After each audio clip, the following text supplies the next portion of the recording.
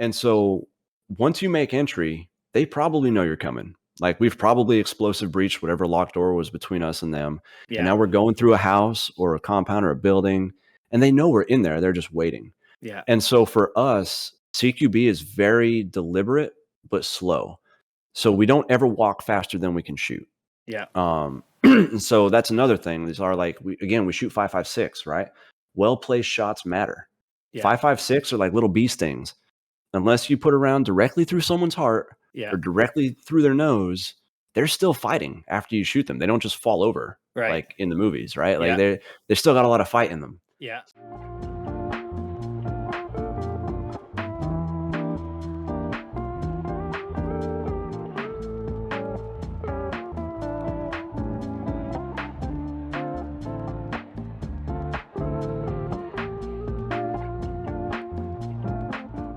Well, welcome to Tarducks. I have a really special guest today, and it's not your normal content creator, but he lives and breathes everything we do in Tarkov.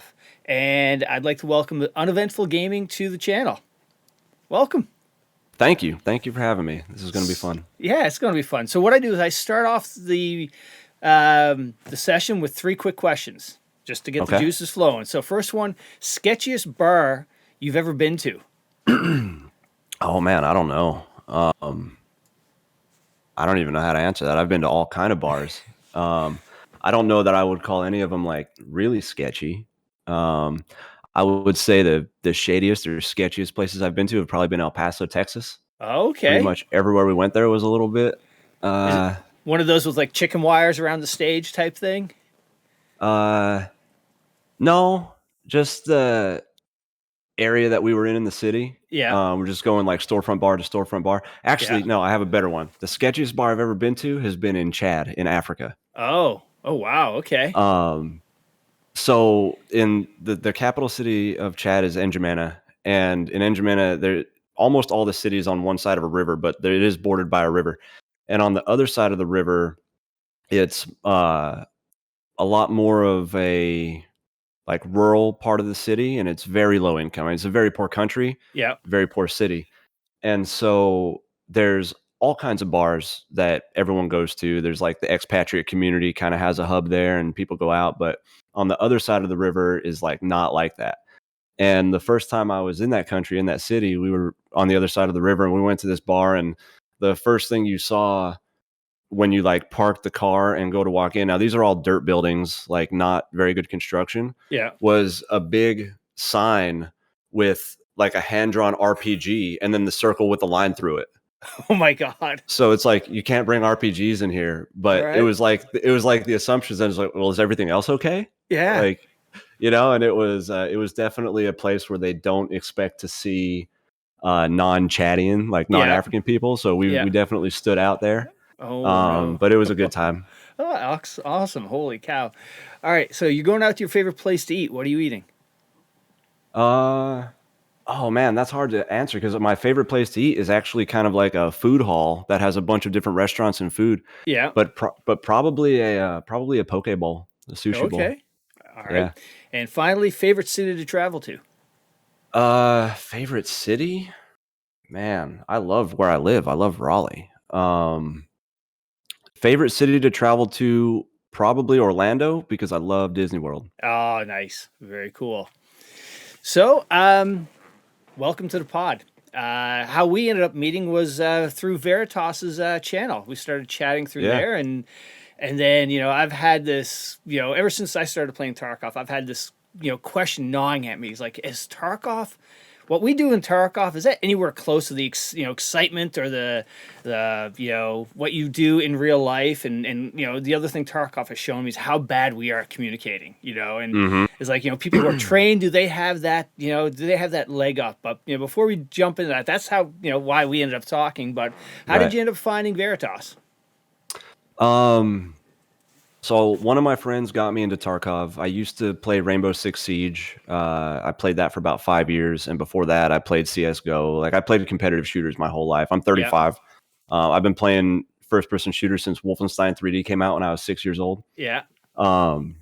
So anyway, my friends got me into Tarkov. And it's very rare that they convince me to try something new. I'm very stuck in my ways. Started playing Tarkov. I was terrible at it, like everyone else that plays it, and I was like, I don't know what I'm doing. So I hit YouTube and started watching videos, and the most helpful videos were Veritas videos. I just thought they were the highest quality content. They were the most entertaining, and they were the most informative. So we ended up linking up during his when he was producing his Getting Tarkov series on the realism bit. Yeah. And I reached out to him and told him I might be able to offer some insider information on the realism piece, and we chatted for a while about it, and ever since then we've been good friends. Oh, that's fantastic. Yeah, when I told him I was having you on the pod, he goes, "Oh, super awesome dude, down to earth, 11 out of 10." It's like, dude, you can't get much of a better, better approval from Veritas on that. I mean, he said the same about you. Nice. All right, so where does your name come from? So Uneventful Gaming, it doesn't have a very good story. The name is honestly like my Twitch name, the name I use for all my stuff because I didn't produce content was it was like my last name and my birth year. Yeah. And I was like, well, if I'm going to start streaming, I can't use that, right? One, it's not like catchy, and two, there's too much information in there. So yeah, I went through and I was like, man, what would people say if they watched me play Tarkov? Because before I started streaming, I generally played very slow and tried to play tactically. And I was like, this might be boring to watch. I was like, my raids are uneventful. Let's call them uneventful. So that's what I did. And now I'm just like shift W'er because it's more entertaining. But yes. Yeah. Now, where does the logo come from?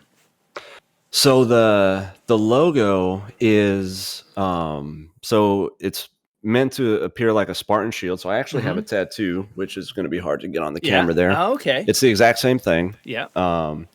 But so it's basically my tattoo, but more colorized and a little more detail. But where that comes from is the very first Special Forces team I went to. They have a pretty significant history, and I think most Special Forces teams would claim that. But I've been on several now by this point in my career, and they really have the most interesting history to me. So their first team leader was one of the people that kind of revolutionized how we conducted business in Afghanistan as a regiment.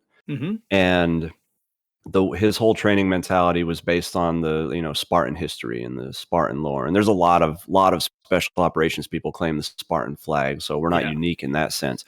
But he just really took it to heart. So the symbol in the middle of the shield is the lambda, the Greek letter L. That's what the Spartans put on their shield. We on the team use the lowercase version for several reasons, one being that we're not real Spartans. But that's what their shields look like. And the lambda is a big deal. When we were on that team, it wasn't something you got just for being on the team. It was something you had to earn in like real combat. Yeah. And so you would show up to the team and you would do some physical tests and kind of prove yourself. And then you would get your team like t-shirts and all your gear, but you didn't get to wear a lambda. The lambda was like sacred until you like went to combat, participated in combat, kind of proved yourself. And then we have a little ceremony where the lambda gets kind of issued out, which is a big deal because nowadays, that team is still around. But we haven't really been doing the combat thing. So there's the vast majority of people will spend their career on that team and move on and never earn a lambda. Oh, okay. So it was important to me, to earn that. So a lot of the guys that have been on the team that have one have the tattoo. But the shield is also, if you notice around the shield, there's 4 notches. And the whole idea behind the Spartan shield was, it's not to defend them, it's to defend the guy next to them. Oh, okay. So the 4 notches in that shield are the 4 guys that had been killed in combat on that team. The team was Special Forces Detachment 3116. And there have been 4 guys to have been killed that had been on that team. And so each one of those notches represents each one of them. And if you turn that shield into like a pie chart calendar, each one is on the date that they were killed. Oh, wow. Holy cow. So that's how I had my tattoo done up, and that's why I drew the logo in Photoshop based on the tattoo. That's the best logo ever, man. Oh, I love it. That's cool. So first of all, I'd like to thank you for your service. I think what you do is far more than a lot of us could ever do. That commitment, that sacrifice, it's pretty awesome. So thank you for that. I And appreciate it. I love my job. that is awesome. And you are the first active duty person on Tarducks. So congratulations. Outstanding. Now, what is your background? You've sort of let it out that you're special forces. So how did you get involved in the military? And Yeah, so I went to college for automotive tech and did some dabbling in engineering, and I was working as a technician for a Chrysler dealership, and I just wasn't happy with where things I just didn't see myself doing that for 40 years. yeah, I made great money, but it wasn't satisfying work, and because I'm a car guy, that's one of my hobbies. yeah. But most of my family had some military experience. One of my uncles had some combat experience in Panama and Desert Storm. My dad was in the Navy. My other uncle was in the Army. My grandfather was in the Army. Oh wow. I have a picture of me as a baby playing with a 50 cal machine gun. I wonder if I could show you that. You can see that. Yeah. Oh my God, that's fantastic. So that's that's baby me getting an early start. Nice. So it was just always in my mind, and I spoke with my family members about it, and they had kind of mixed things. Like, they both enjoyed and appreciated their service, but they also, you don't necessarily want to recommend a loved one to go and join the military, especially during a time of war. Like this was 2006, 2007, like right at the height of both wars. Yeah. So anyway, I did it, and I talked to a recruiter, and there was options. I scored really well on all my pre-entry exams, so I basically had pick of what job I wanted to enlist into, and they had an option. It's called an 18 X-ray option, where you basically enlist as an infantryman, but you go to airborne school, and then you have an opportunity to go straight to Special Forces selection. Yeah. So that program has its ups and downs. It's frowned upon by a lot of people. Obviously, it benefited someone like me because I made it. But that's what I did. So I enlisted that way, went through my basic training and all that, went to Special Forces selection, got selected, went through all the training course, and then my career really began. And it's been a great experience. As joining in that way, a lot of Special Forces guys they've already been in the Army, they've already got some experience, and then they move up. So I was definitely lacking. I was definitely probably a detriment to my team when I arrived, more than a help. But I've learned a lot, and I've had a long, successful career so far, and I still love it.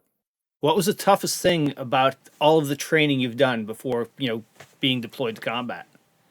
I don't know. They're all difficult in their own way. So Special Forces selection itself, like the assessment and selection, is physically challenging, but that's almost all it is. It's a bunch of physical tests and pretty challenging land navigation if you've never done it before. I came in.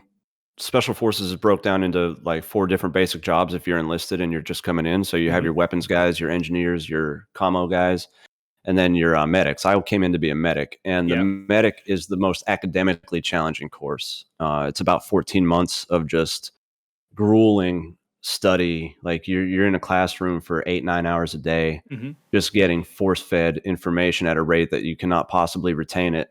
And then you're tested on it every week. So it's just like cram, test, dump. And then there's a lot of hands-on stuff mixed in. We do a couple hospital rotations. So that was the most academically challenging. Yeah. The physical stuff, that is what it is. I mean, you just have to be in shape and not quit.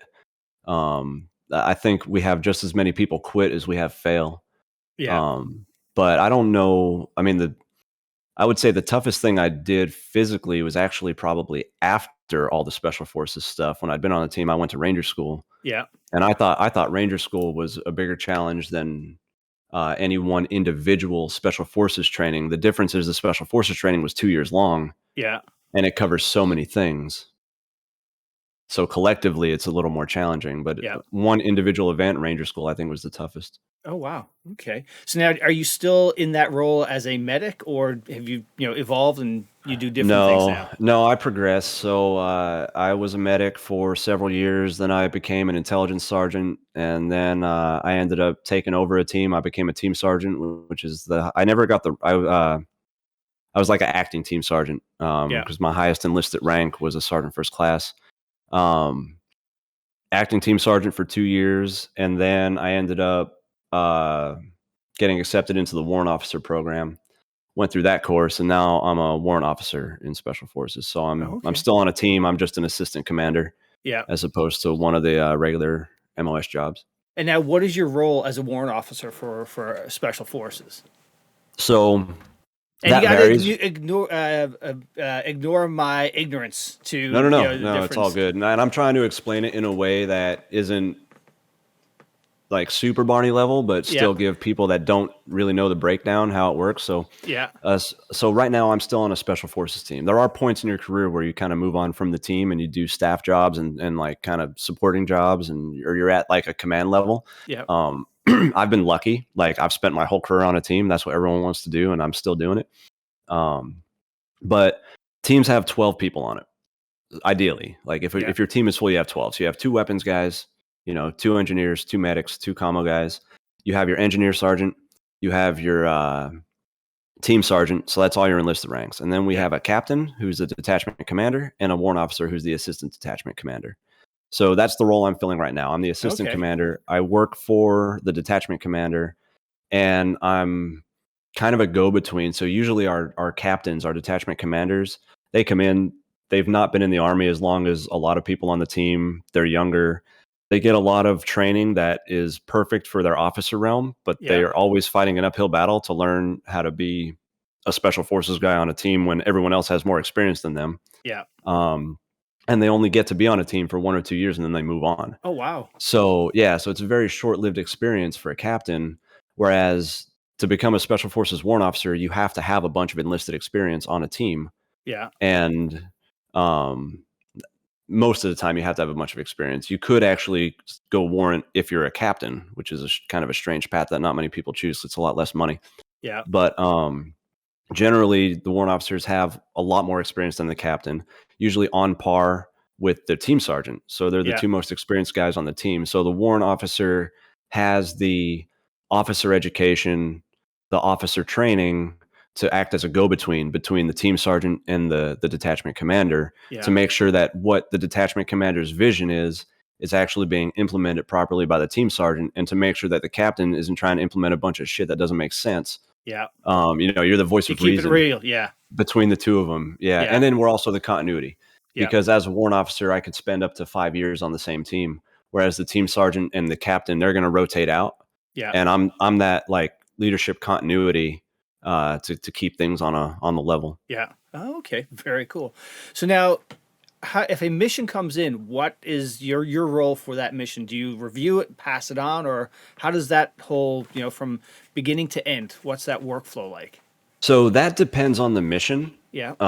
We have like real deployments, we have training missions. Right now there's no real combat going on, at least not for my unit. So Yeah. it depends. So usually what ends up happening is we have to produce a mission concept. Military lingo is a MICON.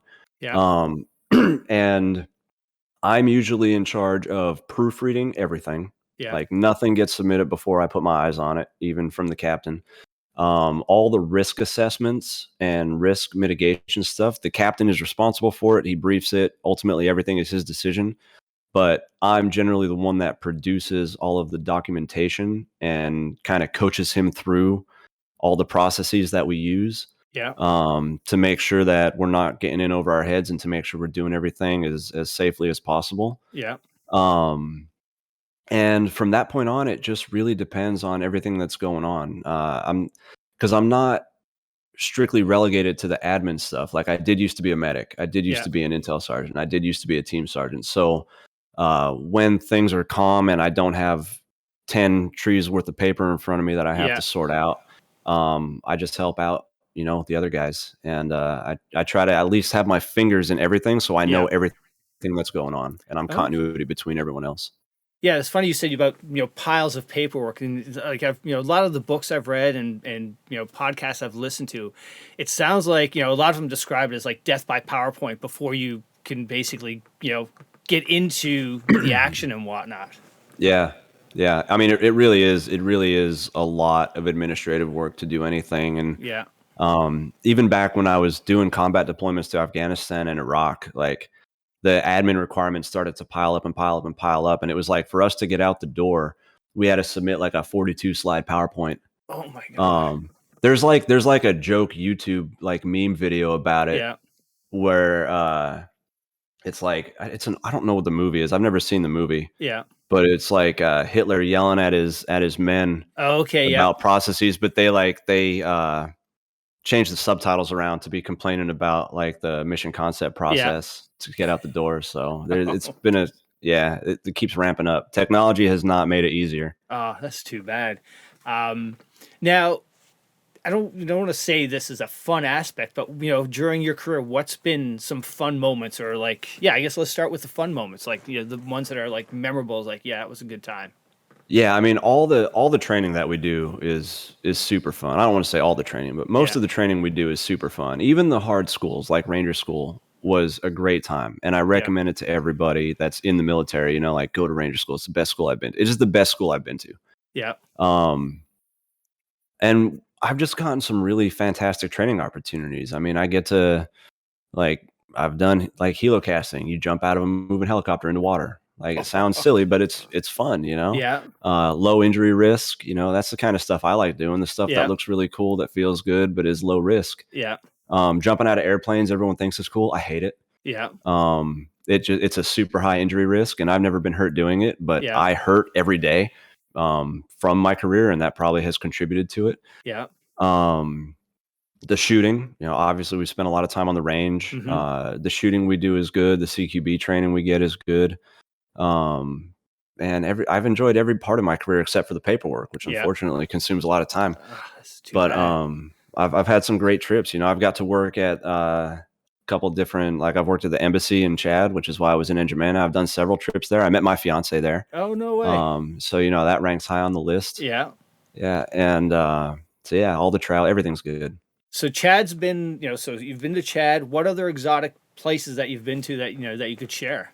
Yeah, I mean, I've been to Afghanistan a few times, Iraq once. As far as Africa goes, I've only worked primarily in Chad, but I've seen little bits of Ethiopia, Djibouti, Kenya, and in the near future here, I'm getting ready to go to Senegal for a training mission, which I'm super excited about. Yeah, that's cool. And now, like, what that's the peak. What's been the lowest? Like, where did you get deployed that you just it was miserable? Absolutely miserable would have been my first Afghanistan deployment. Yeah. And that was in southern Afghanistan.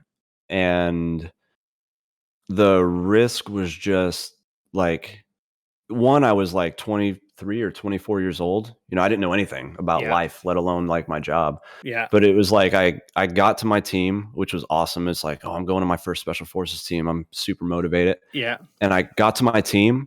And while I was like preparing to like step in and start participating with the team just had like back to back awful operations. Oh. Like they were in like helicopter crash. Yeah. A Chinook went down with a bunch of guys in it. Yeah. The team sergeant got blown up. He's still alive today, but he got injured from an IED. Yeah. And then they were like near ambushed, and a bunch of people got shot, and the senior medic got shot. Yeah. And so it was like, that was supposed to be my mentor. And now he's like recovering. He didn't die, he's still alive today also. But, and then I was like, man, that's where I'm going. Like, I'm not going to survive this trip. Yeah. And then, we got over that, but then that whole rest of the trip, southern Afghanistan in 2010 was just, it was just a mess. It was very few fights that we had any real control over. Yeah. Because everywhere we went was just IEDs after IEDs after IEDs. Wow. And you were just like tiptoeing. Yeah. Just praying that you didn't get blown up. Yeah. And there was very little action and a lot of stress. Yeah. Holy cow. All right, let's talk some fun stuff. Guns. Yeah. So what's your preferred? So you talked about long range and CQB. Yep. When you're CQB, what is that gun for you? That's ideal gun. How is it all kitted out? So my M4 is my CQB gun. So let me roll this back. All right. Back when we used to have Benellis on our teams, we don't have the Benelli Super 90 shotguns anymore. I get the dirtiest looks even among special forces when I say this, but I love doing CQB with a shotgun. I did it for real. I was never trained to do that. I just did it in Afghanistan.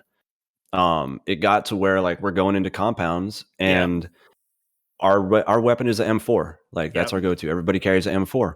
Yeah. And 5.56 is just not a very hard-hitting round. And if there's a guy inside a room and he's waiting for you to come in and you're the first guy through the door, like you're getting shot. There's no level of skill that's just going to make you like know he's there through the wall, right? There's no like real life wall hacks. And you're going to get a beat on him if he's sitting there barreled toward the door. Like you're the number one man is getting shot, period. And so it was like I saw what 5.56 does to people when you shoot them, and it's not very impressive. Yeah. And so I started carrying the Benelli strapped to my pack. And whenever we would go into compounds, I would tight sling my M4 and pull the Benelli out, and I would go in with that because buckshot, I just had more confidence in it. So that's my personal go-to. Yeah. But we're not allowed to train that way, and we don't even have the Benellis anymore. Oh, really? Oh, shit. Yeah. So the M4 is it. Yeah. And it's kitted out. The cool thing about it is I could actually build a replica of my work gun in Tarkov. That is like all the same parts thing. are there. Yeah. That's the coolest thing about Tarkov. Yeah. So let me find. I can show you a picture of my. All right. I have my work gun prepped here. Your I kind of prepared for this. That's awesome. So now since you were the shotgun guy, so you're the first one through the door. Then you're shooting the lock, kicking it open, and then you're going through, or what? No. Breaching is a whole different animal. Right. This was non like urban combat style CQB. This was like rural Afghanistan CQB. Okay. So regardless of where I was in the stack, I was still going in with the shotgun. And I was usually not a breacher. But in Afghanistan during that time, we generally used explosives for breaching any kind of locked doors anyway. Yeah. So the firearm didn't really matter. Okay. So this is the work gun. So we got the Elcan 1-4. Yeah. We got the Geisley foregrip or handguard. The LA5 laser. It's a Surefire or no, it's not Surefire. Insight gun light. And then generally I run a suppressor. The Surefire RC2 suppressor, which matches that's the Surefire SF3P flash hider. Yeah. And this is the SOP mod buttstock. I actually don't run that anymore. I have a better one. I have the Magpul MOE that I run now. And then that's a overmolded grip. Okay. So you can build this exact thing in Tarkov. And now do you run flashlight, but 30 or 60s? From a magazine what's that? Do you run a 30 mag or a 6 mag? 30s, yeah, okay. 30s, yeah, 60s. The 60s, no one runs those. They're not reliable. Okay. They jam up all the time. Yeah. They don't fit in our kit. Like they don't fit in the mag pouches. Everyone runs 30s. And so you never see 100? No. Now, for the average person who may have never picked up a rifle before, how much, what is the weight of, that your kitted out weapon with the 30 round? Oh man, I don't know. I'd have to put it on a scale. Probably, I don't know, 8 pounds? Yeah. 7 pounds? Yeah. It's not that heavy. It's not something you're going to swing around one-handed. Right, but, it's really not heavy. And the Elcan's a heavy scope. A lot of the guys on my team don't run an Elcan. I'm the only guy on my team that still uses an Elcan, and that's a habit from my Afghanistan days because there's a lot more fighting at range. Most of our guys run a EOTech with a 3x magnifier. And those two combined weigh less than my Elcan. Wow. So theirs are a little bit lighter. Also, we just got new lasers that are smaller and lighter. So the whole thing is it's not a heavy gun. Okay. So now, what is if you're going for range, what is your weapon of choice for that? So we have like long range shooting. We have several options for that. Yeah. So we have a. It's essentially an RSAS, but it's not technically the RSAS. Yeah. We have, I can show you pictures of all these if you're interested. we got the RSAS. We have these awesome Remington 700s with completely like customized stock and buttstock setup. They're chambered in 300 Win Mag. And both of those guns, both the RSAS, so the Remington 700 and the, that's a bolt action, obviously, and the RSAS is semi-auto, but both of those are capable of reaching out over 1,000 meters. Oh, wow. So the 300 Win Mag is great. It is technically more accurate as a bolt action, but with the scopes that we run in almost any situation, I would almost rather just have the 308 semi-auto. The ballistics aren't as forgiving, but we're also usually not shooting out that far. Usually you can't even see that far. So the semi-auto is what I would choose. All right. And now when you're going out, on a mission or whatnot, like you're, some kicking indoors and whatnot, how many mags are you backup mags are you taking? And same with like pistol mags. So the standard is a basic load is 210 rounds for 5.56. So that's 6 magazines on my kit and 1 in the gun. Yeah. So generally that's what I carry. My kit has 3 magazines in the front, 3 on the back. Yeah. And they're like kind of mounted upside down so I can still pull them out from the backside and reinsert them. And then usually I carried 3 extra mags in my backpack. Yeah. So I'm carrying about 300 rounds. Holy cow. And now I didn't ask, what is your sidearm of choice? So right now we got the new SIG Mark 17 pistols. It's a striker fire, semi-auto pistol. It's great. I like it better than the Glocks. I'm not a Glock guy. Yeah. So we've been carrying Glocks for like a decade. Yeah. Glock 17s, Glock 19s. And we just got the SIG pistols. And again, I'm like the only guy on the team that uses the SIG pistol. Everyone's still using their Glocks because they all have red dot sights for the Glocks and everything. We don't have the adapter plate to put red dots on the SIGs yet, so I'm back to iron sights. Yeah. But I just like the pistol a lot better. It's got a better trigger.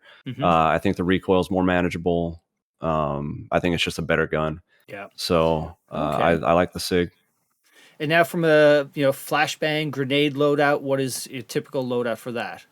Man, I haven't had my kit set up for real combat in a long time, but generally I have a flashbang on my back. Yeah. And that's for the guy behind me to grab. Okay. And usually 2 frag grenades on my pistol belt, kind of on my hip.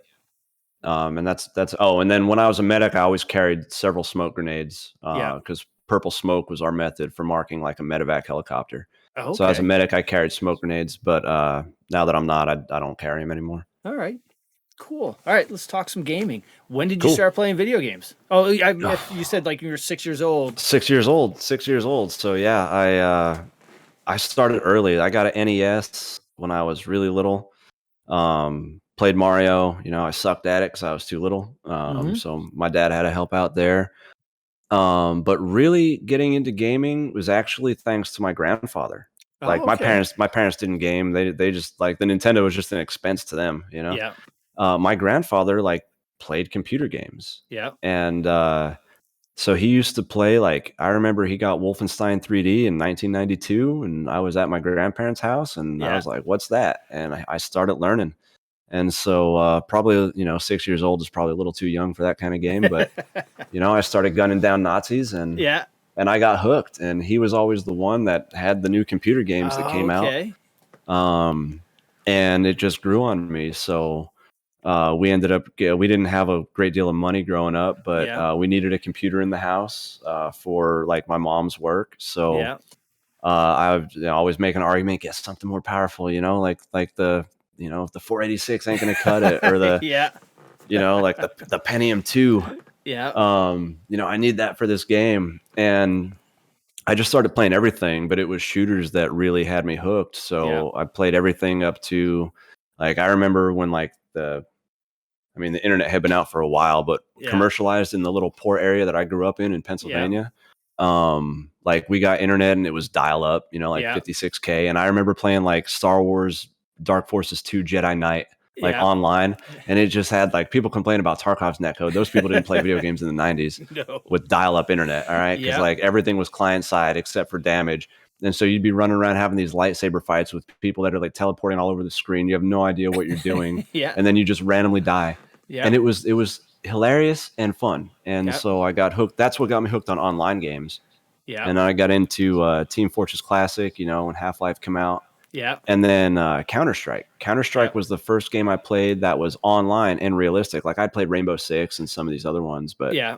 Counter-Strike was online, and at the time it was kind of like a tactical, realistic thing. Yeah. And so I played that ever since it was in like beta 3.1. It was a free mod for Half-Life. Yeah. And it was a little bit rough around the edges, and I literally played that consistently all the way up until like into adulthood, all the way up until Rainbow Six Siege came out. And that was the first time I felt compelled to try a new like competitive online shooter, and I switched to Siege, you know, and then I found Tarkov. Oh man. So now how did you get your gaming fix when you got deployed?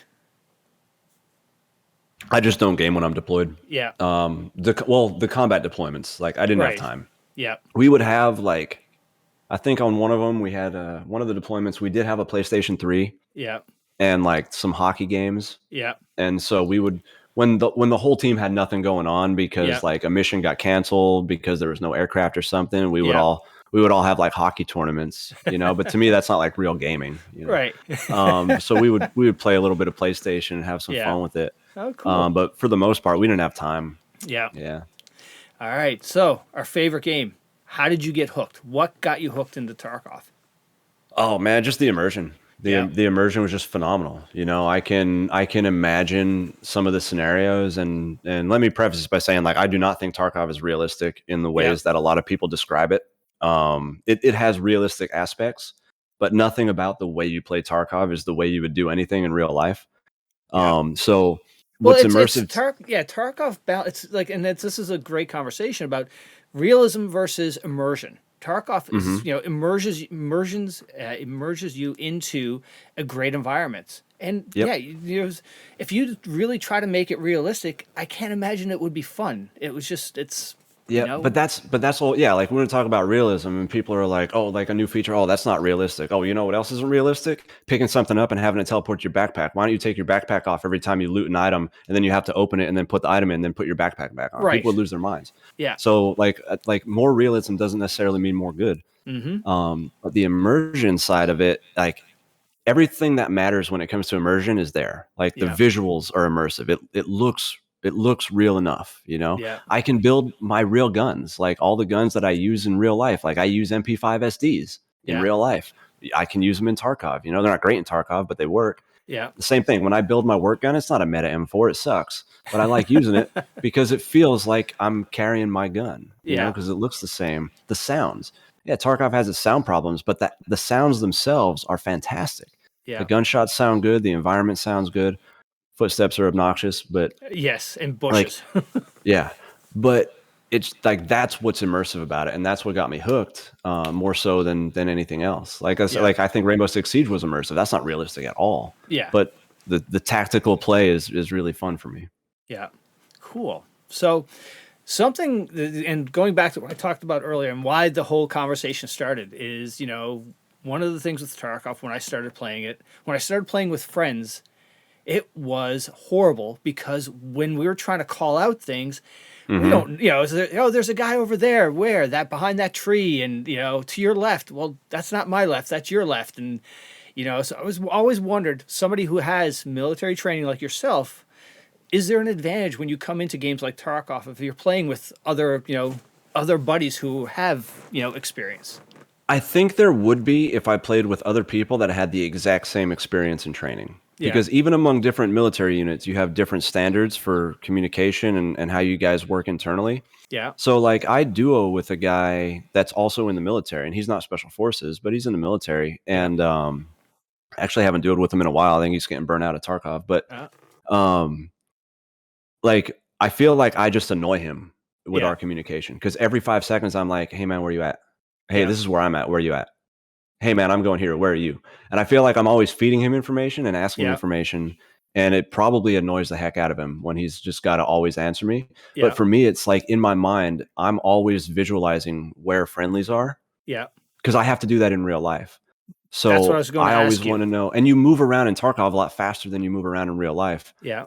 So for me, it's like this constant movement and keeping track of everything so that if I do see something, I know without second guessing it whether or not it's a threat. Yeah. But the communication is so much different in real life, because in real life, your environment's different, your mission's different, your preparation is different. Yeah. So like in Tarkov, once you play Tarkov for a couple months, you know the maps. Right. And once you know the maps, like you now have a better handle on the maps than anywhere you're going to go in real life if you haven't been there before. Yeah. Whereas in real life, we study imagery and maps, but until you actually see it with your own eyes in that context, it's still a little bit confusing. You don't know how everything is. Yeah. Now, how do you do call, like with, so you're going into a new environment. What are, do you guys have standard call outs, or you guys review the images and then you sort of pick here's what we're going to call this and things like that? So I could actually show you. So this is the village on Shoreline. Yeah. This map is courtesy of, Map Genie. So this is a close up of the village on Shoreline west of the cottages. Yeah. And so, you have the north-south running road, the east-west running roads. Yeah. And I turned this into what we call a GRG, a ground reference guide. Okay. So this is generally what we carry. Back in the day, we carried these like actually printed out on paper. Now we have like, Samsung S20s that we can save all this digitally on and carry on an operation. Yeah. But the way we communicate location and movement is we quadrant off the objective, usually into 4 quadrants. Yeah. So you could see the numbers on the buildings from top left and then going counterclockwise. It starts with like the 100 series, the 200 series. Okay. I actually went out of order. Then you have 400 series and the compound 301 there. Yeah. So we go by we number all the compounds, and that's how we communicate. So if I were moving into here with a team from the south, yeah, and let's say my team would split. Let's say we're going in with 12 people. Yeah. And then my 6, I'd say, hey, we're hitting compound 202, and then we're going to hop the wall into 201. Okay, yeah, got it. We're going to compound 403. We'll get on the roof of 403, and we'll hold fast until you're ready to move to cover their movement. Yeah. And so everything is by compound numbers and callouts. Okay. And you're not generally confused when you're inside of a compound with your guys because you're always moving together and you never leave anybody by themselves. Yeah. In Tarkov, you end up by yourself all the time and you separate from your guys. In real life, you never want to be by yourself. You're always with somebody. And so it's a lot less confusing when you're all inside the same building. Yeah. If that makes sense. Absolutely, yeah. And so we use imagery like this, even on the ground, even when there's confusion. That way, hey, like if someone takes shots at me from compound 103, I'm just like, hey, I'm in 201, taking contact from 103. It's about 50 meters northwest to my position. Yeah. So everything is using these call outs. And then we have other points that we can mark on it. Like I have up on the hill, OP1. All right, that's OP1 because it overlooks the cottages. Yeah. We have like HLZ1, like that's our medevac HLZ. If someone goes down, that's where we take them. Yeah. And so all this is planned and studied ahead of time, and then we carry this imagery with us. Yeah. And usually this is actually satellite imagery. So it's a lot more detailed with less kind of like symbols on it. Yeah. But this was the best I could do for Tarkov. That's awesome. That's fantastic. Yeah. Yeah. So that's the real, and we're also in real life, your objectives aren't as, they're just not as complex. Yeah. As Tarkov, like you're not trying to take down an entire Tarkov map. It would be like that's a reasonably sized objective. Yeah. Okay. That's really cool. And now from a comm standpoint, is it as chattery as like you said when you played that other guy who was in the military? You're actually giving information and looking to receive information all the time. Is it that chatty in real life? It can be. Yeah. But it fluctuates. Yeah.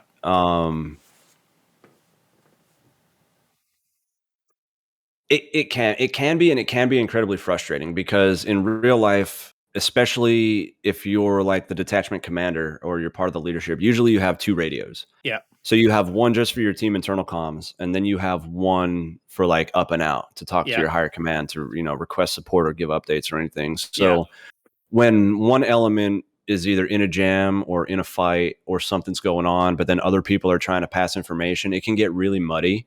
Yeah. With like you're trying to filter out what you care about and what you don't. Yeah. Or you're trying to have a conversation with someone next to you, like physically right next to you. Yeah. But you just have constant radio traffic coming in your headset and you can't even hear yourself talk. And so you end up just like unplugging from the radio. Yeah. So you could have but then you don't want to do that because you might miss something important. So it can be really frustrating when the radio traffic gets really like muddy in real life. And it requires a lot of discipline to like be concise. Yeah. So now I know in the crew I run with, there's always that one guy that's chatty and just doesn't shut up. Is that in real life too? Sometimes you get one of your guys that are just like, guy, just shut up. It can be, of course. Yeah, of course. If you want, I can show you. I don't know if it'll come across on the stream or it'll play on the video, but I can show you a little bit of actual combat footage. Oh shoot, yeah, absolutely. And I actually run I run like a trucker mic, so you could hear the radio comms. Oh, cool.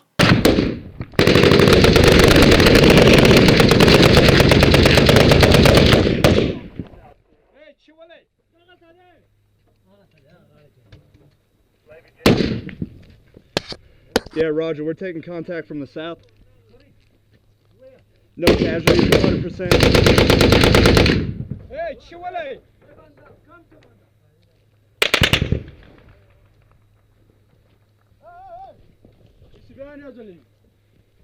Is up, no casualties.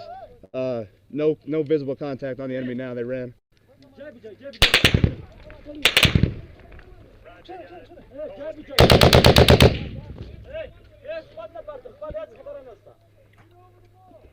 Roger. Hey, contact on enemy vicinity compound 304.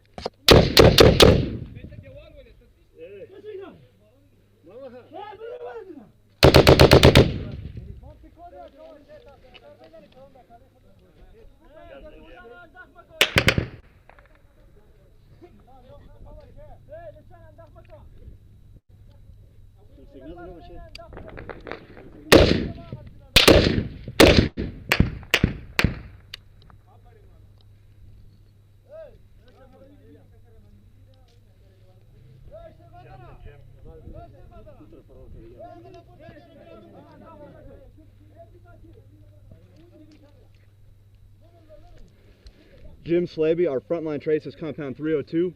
We're still locking down the street, and we got commandos up on.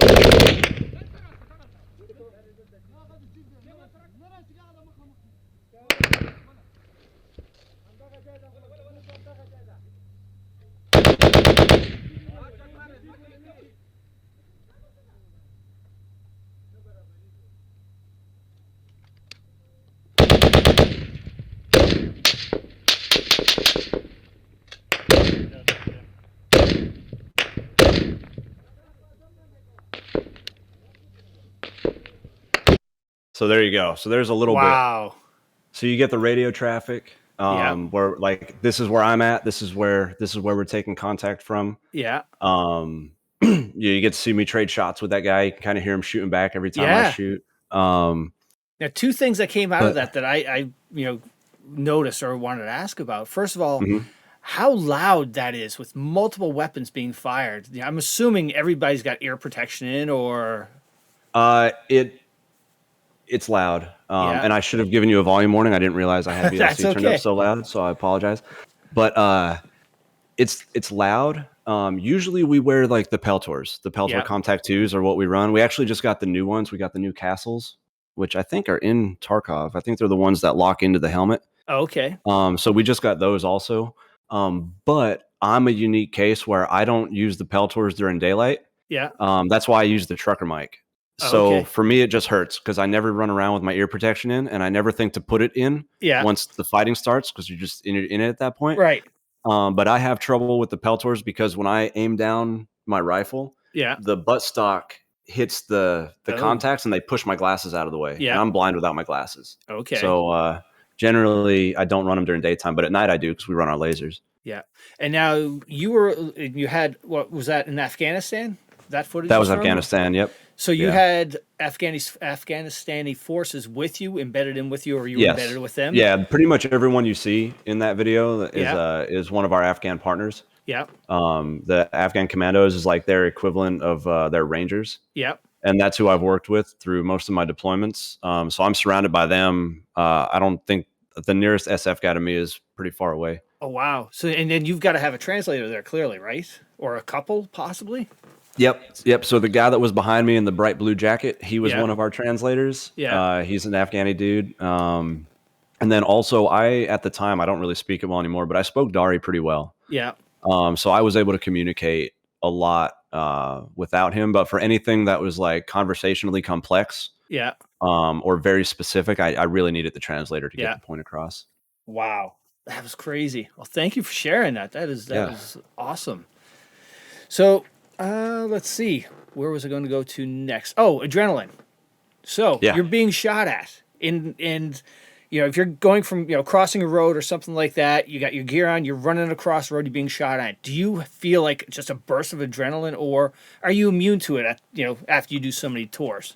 No, the adrenaline's there. Like anytime bullets start flying, I don't care how experienced you are, your heart rate goes up, that's a challenging situation. But yeah, you definitely get a boost of adrenaline. It'd be no different as if you're playing a sport, like you're playing hockey and you get the puck. Yeah, you get used to it, but you're still going to skate as fast as you can, no matter how tired you are for that 15 seconds, because that's what you do. Yeah.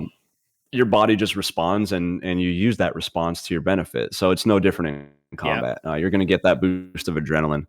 I wish they had something like that in Tarkov, because I hate in Tarkov when you get shot and your stamina goes to nothing. And it's like, I get it. If your femur gets shattered, you're not going to run anywhere, but this is a video game. So this is where we go like the realism versus not thing. Yeah. And I mean, I would like to see it where you get, if a bullet flies by you, how when you have a near miss, your screen still kind of blurs for a second, right? If that happens, or if you get shot, I would like to see like your stamina bar like turn yellow. Yeah. And you basically have like double the stamina for about 20 seconds. Yeah. So that gives you time to either get away or flank. But after that 20 seconds, your stamina bar shrinks and you have heavy breathing for like another 20 seconds. Yep. So if you use it to flank, you're still going to be tired when you get there and you're going to be at a disadvantage.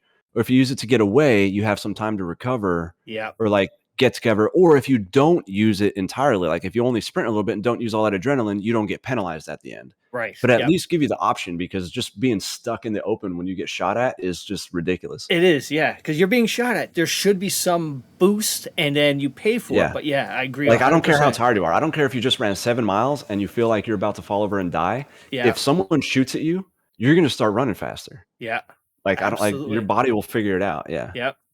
So now when it comes to tactics, like when you play with you play with the other fellow soldier, did you guys leverage tactics you knew? I'm assuming there's like the basics tactics everybody learns when you go into any type of combat, probably. Right. And do you leverage any of that, or is that a benefit? Have you found playing with other people? I think the biggest thing that we leverage, so the short answer is not really. We just played at Tarkov's gameplay mechanics, right? But the biggest thing we leverage is we're very comfortable playing separate from each other. Yeah. And so generally, like in real life, you would have like 2 squads separate from each other, not 2 people. Yeah. We kind of treat ourselves like our own little one-man army. Yeah. But we're very comfortable splitting up and kind of covering each other. So like if we get like the close spawn on customs to go to dorms, right? I'm always going to dorms. I got a marked room key. I'm going to hit it. Yeah. And so usually without even talking, we know what each other are going to do. Like he knows I'm going to sprint the straightest line I can to get into dorms. Yeah. And I know that he is going to go and he's going to either not run all the way to dorms or run right past it, depending on what side we set up on. Yeah. And he's going to overwatch on the hill and just watch the side entrance that faces the street, or for anyone coming up over the hill. And he's just going to cover it. And even if he doesn't take shots, he's going to call it out. Yeah. So I know someone's coming in, and then I can preemptively shoot back, get him stuck on the stairs, and he could pick him off. Yeah. So we're very comfortable not playing right next to each other all the time and supporting each other. Yeah. Okay. Anytime we cross a big open area, a lot of times one of us will hang back and kind of cover the other one's movement, and we don't move up until we can't cover anymore. Yeah. Okay. That's good to know. So now, what are some things in Tarkov you would like to, that you would like to see into the game? What I would like to see that I think actually could make it into the game is I would like the night vision devices to work more like they do in real life. Okay. So right now, like what I would like to see is right now you get the recoil advantage when you have a laser on. Yeah. I hate that. That's not realistic at all. I wish that would just go away. Yeah. But the way people use the lasers, where they have the IR floodlight on, right? So the lasers have an IR floodlight in the game that's almost invisible to the naked eye. You can see it a little bit, but it's almost invisible to the naked eye. Well, in real life, if you have night vision on, that's going to work like a flashlight or like a floodlight. Right. But in Tarkov, they don't. Yeah. So I wish they did, so that that would give you, if you're going to spend the money on night vision, you're going to run that more expensive kit, you should have an advantage over people not wearing night vision. You should be able to see better, like even more so.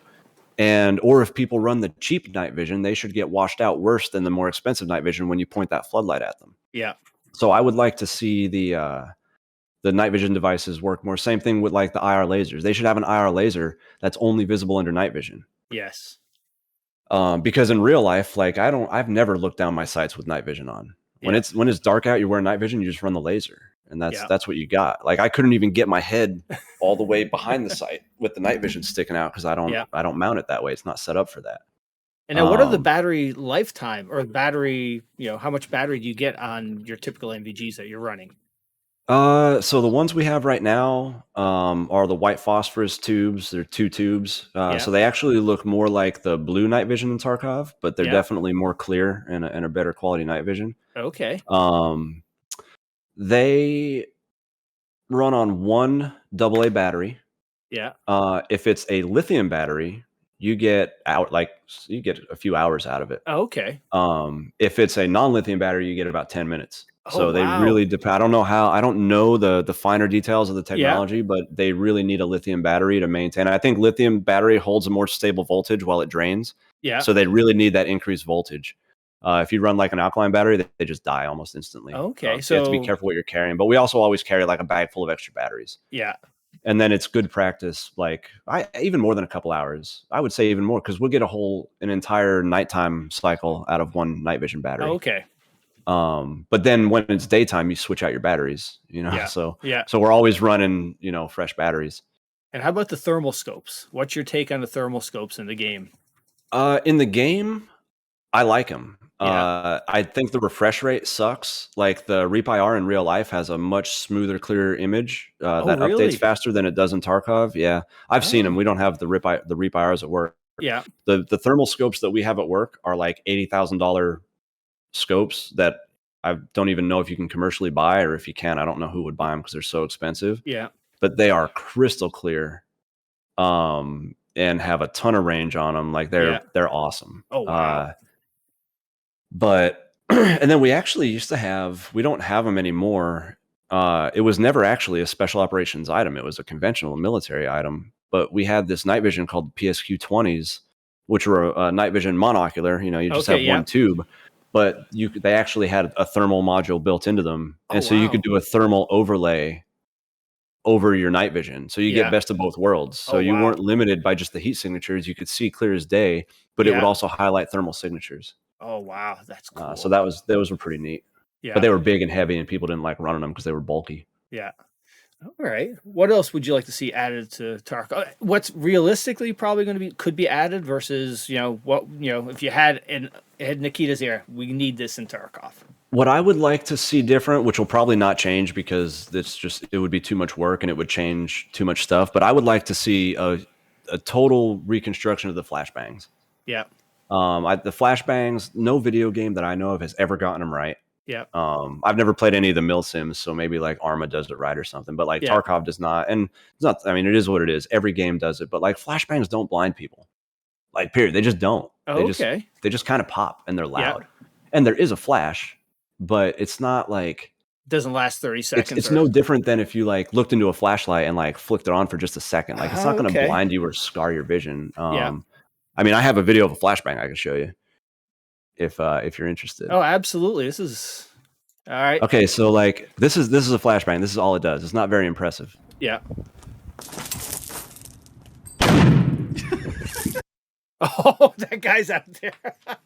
Yeah, and we just scared him with it. Yeah. Yeah. Okay. That's awful. It's just loud. Yep. It's just loud. But we use them differently. So the way we use them in real life when we do CQB is like, flashbang is kind of a slang term. Like what they're called are diversionary grenades. Yeah. And what we do with them is you throw them as a diversion into a room. So we chase them into a room. Yeah. Like we're usually the number one man, if you're doing CQB, is like in the room with the flashbang when it goes off. Yeah. And they have a very short fuse. It's like a 1.5 second fuse. You saw the time difference between me throwing it. It didn't even hit the ground. It just blew up in the air. Yeah. So generally your breacher, whoever your breacher is not the number one man. He's going to open the door, throw the flashbang in and get out of the way. And then he becomes the last man in. Oh, okay. So the flashbang goes in and the number one man is following that in. And the whole idea is to just, if someone's watching the door waiting, is to take their attention off the door and startle them for a split second. Yeah. Just to give that number one man the chance to pull the trigger first. Yeah. That's what they're for. And so what I would like to see in Tarkov, like, I feel like you could do that in Tarkov, but people wouldn't understand the mechanic of it. They would think like flashbangs are useless if they didn't blind you. Exactly. But if you prep the flashbang and then you hit the button to throw, it shouldn't be this like 3-second animation where he like pulls the pin and then throws it. Yeah. They should just have a mechanic where if you're holding a flashbang and you hit the grenade button or you hit the fire button, it's instant. It's like a fraction of a second where he just chucks it in the door. Yeah. And then it should sound exactly like a real grenade when it hits the ground. So people in there don't know what to do. Oh. So if you're out there, let's say you're in dorms and someone's hiding in one of the bedrooms and you're in a 2-man. All right, one person's locking down the door with his gun. The other person preps a flashbang. Yeah. And then he chucks the flashbang in the room. The person in the room just hears a grenade come in the room. Right. It shouldn't sound different from a grenade like they do right now, right? Yeah. So he doesn't know. So now what's he going to do? He's either going to come out, which is he's going to come out shooting, but someone already has a gun on the door, or you throw it in and he hears the sound and you've already run in the room after it. And by the time he processes it, you're already in his face shooting him because you distracted him with your throw. Yeah. Like that's how I would like to see him used because that's realistic. And I think it would work in Tarkov if people use them that way. Yeah. But like you said, right if now, people understood what how they would be used. Yeah. But right now, flashbangs in Tarkov are just kind of like you use them for that task that you need to kill flashbang people with, and then you don't use them anymore. Nope. You know, because they don't do anything. True. Yeah. Oh. All right. Or you blind yourself. Right. Yes. Absolutely. Yeah. Definitely. So another question I've always wanted to ask, somebody in special forces, all the movies I've seen and whatnot, movies you've seen, are any of them that really have come close to, sort of depicting what that environment is really like?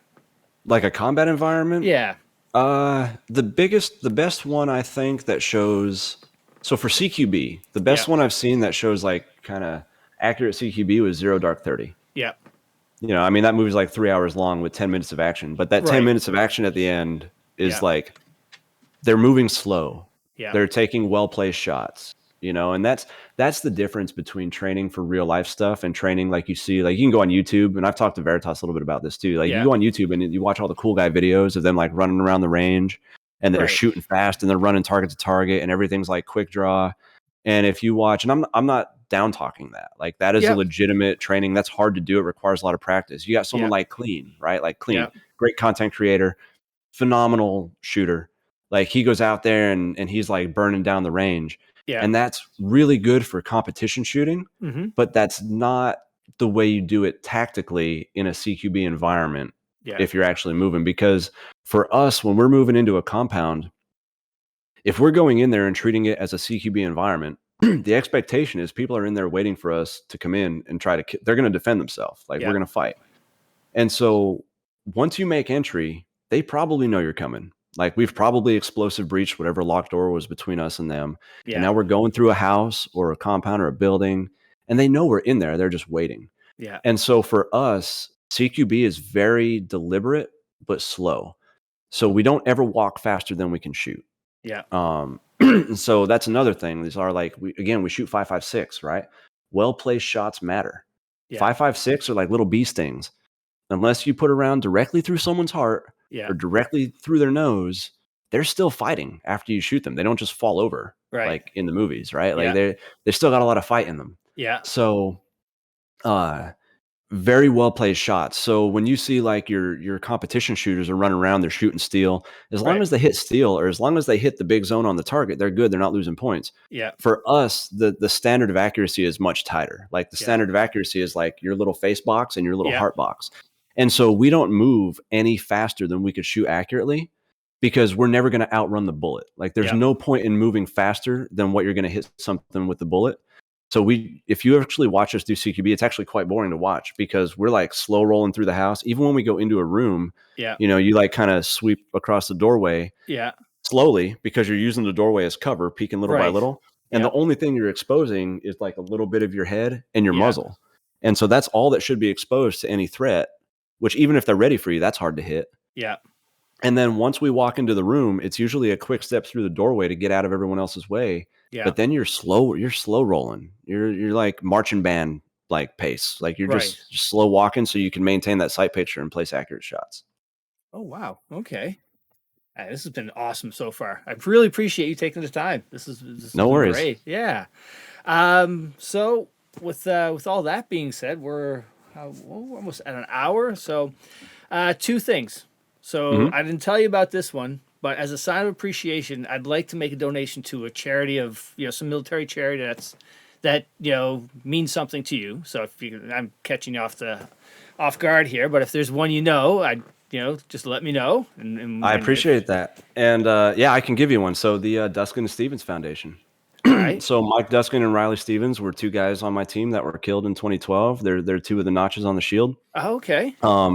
Give you a little background on that. So that's when I started streaming. I never even planned on making affiliate. Like I just streamed to like engage with people and make Tarkov a little more fun. Yeah. But now I do have a monetized channel and I do make a little bit, but everything I make, like I won't profit from Twitch. Yeah. Like not while I'm in the military. I won't profit from Twitch. All the money either goes into paying off or like repaying myself for some of the streaming gear that I bought. Yeah. And then all the excess gets donated to the Duskin Stephens Foundation. Okay. So what that was after the year that Mike Duskin and Riley Stephens died, we were still deployed.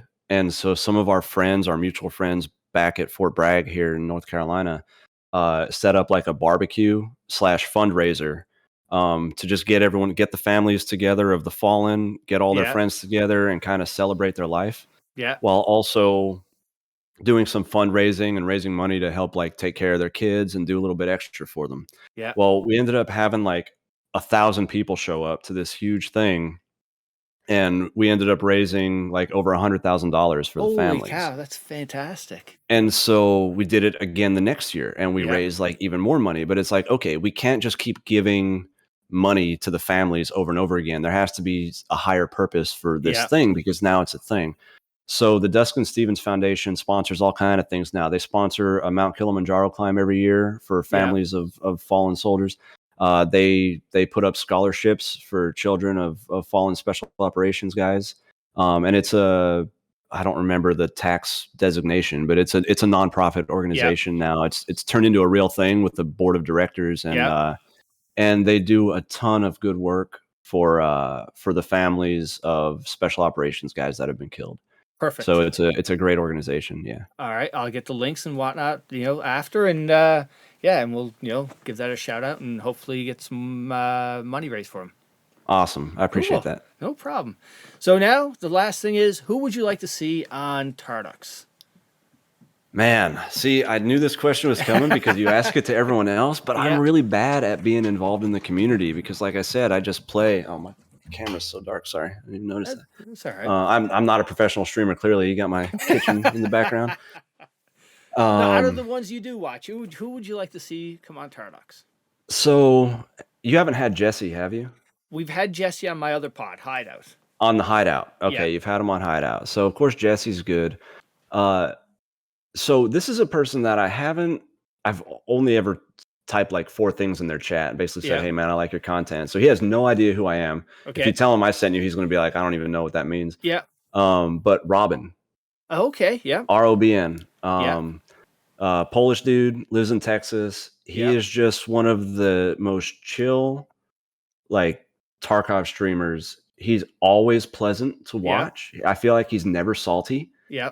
He's really good at Tarkov. And even when things go poorly, he just shakes it off better than anybody else. Yeah. And is just pleasant to watch. But I haven't seen him live too often, so he might be taking a break from Tarkov. That's all right. I will get him and we'll guilt him into coming on.